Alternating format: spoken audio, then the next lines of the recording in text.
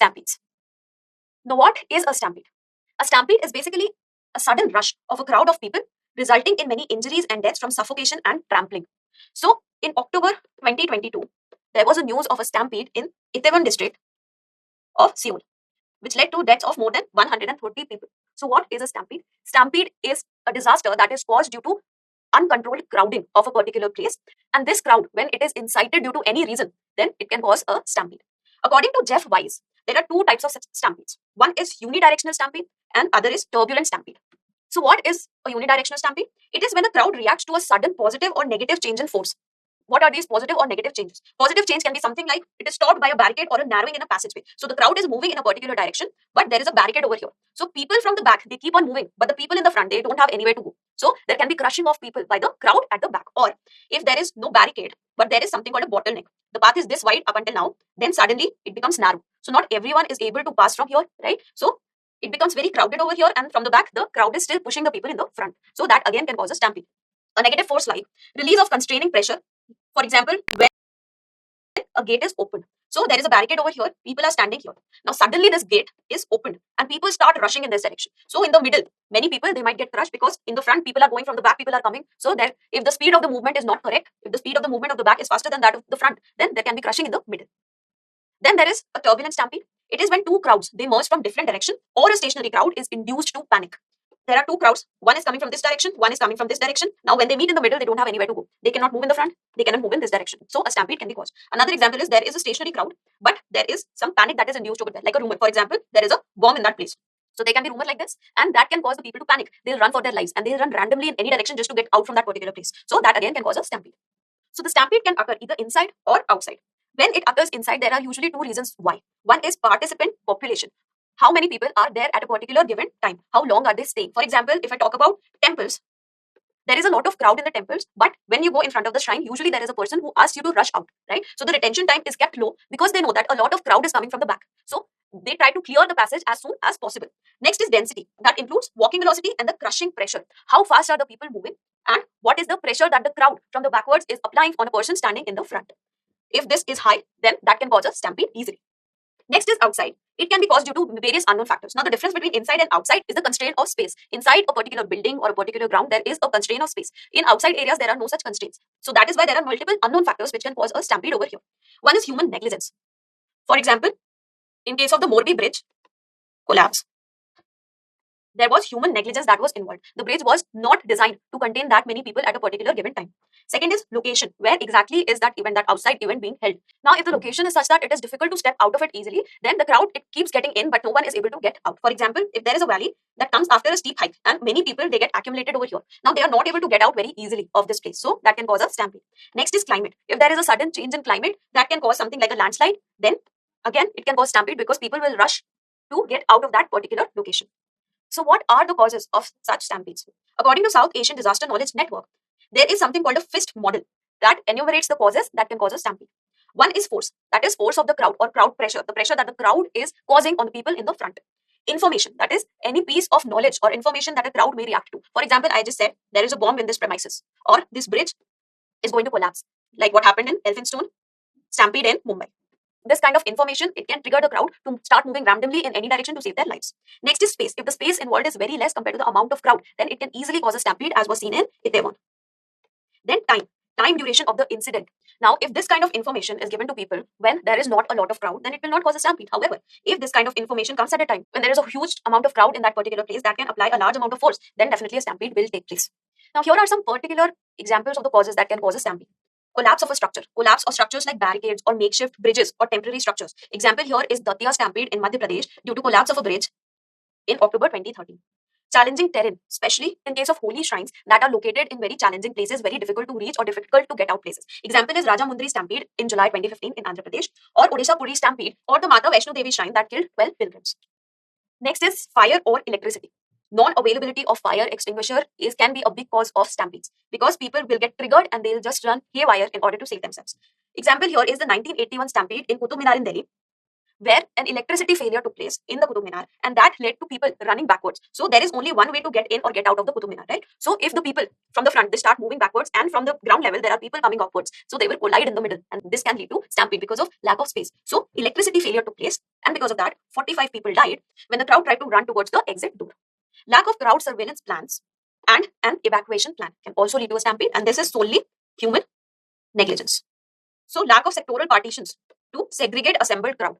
Now, if there is no system of lines, no proper management of the crowd, you see in many of the holy places now we have the line system where people, they walk in a proper file in order to enter that shrine and to exit that shrine. Why is this? To prevent any kind of crowd behavior that can cause a stampede. This is something called crowd management.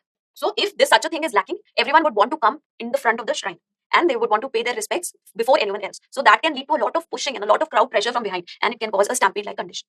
Inappropriate or poorly managed control procedures can cause any such incident. Example, police reacting to a group of unruly people may chase them in a direction opposite to the incoming crowd. So there is an unruly crowd that is causing many problems in that area, and if police, they start chasing them and they decide to run opposite to the direction of the incoming crowd, then there will be collision, and that can lead to stampede-like conditions. Now, crowd behavior becomes very important when it comes to such incidents because in many times it depends on the things that trigger the crowd and how the crowd responds to them, how they respond to these triggers. So stampedes are caused by a surge of individuals in a crowd in response to a perceived danger or loss of physical space. We talked about Elphinstone Road disaster or Elphinstone Road stampede that took place in Mumbai in 2017. Now, what was the trigger? That the foot-over bridge is going to collapse. So everyone wanted to just run away from there as soon as possible.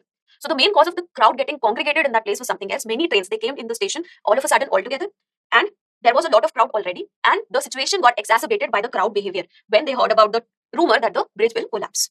There can be multiple psychological triggers as well, like rumors spreading through the crowd or loud noises that can be perceived as a blast or something like one person slipping. So rumor spreading actually caused the Chennai Flood Relief Center stampede in 2005. So what happened here? There was a rumor that Sunday, that particular day, was the last day to collect food coupons from a particular counter. So many people rushed onto that counter, and that caused a stampede because everyone wanted to get there first and get their coupons as soon as possible.